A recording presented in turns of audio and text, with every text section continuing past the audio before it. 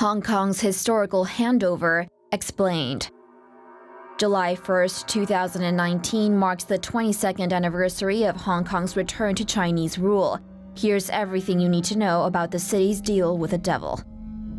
The South China Morning Post reports that China ceded Hong Kong Island to Britain in 1842 and Kowloon in 1860, ending the First and Second Opium Wars, respectively.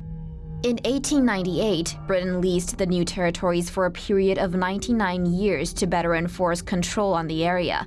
Over the course of those years, Hong Kong became a major financial and business hub, different both politically and economically from China, which came under communist rule in 1949.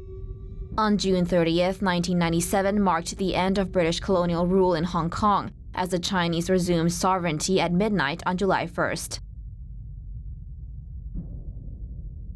Beijing agreed to rule the city under the one country, two systems principle for the next 50 years, turning Hong Kong into a special administrative region with its own legal and political system, rights, and a constitution known as the Basic Law.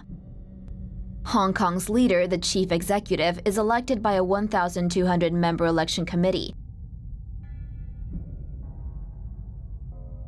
In the Legislative Council, half the representatives are elected, while half are chosen by professional or special interest groups. According to the BBC, many felt that the election process gave China the ability to screen out candidates it disapproves of. Dissatisfaction intensified in August 2014 after Beijing rejected calls for open nominations of the next chief executive, ultimately culminating in the umbrella protests. China's 50-year deal with Hong Kong will end in 2047, and while some have called for full independence, Beijing has said this is not an option. There are three likely scenarios. First, China extends the deal allowing Hong Kong its autonomy and basic law.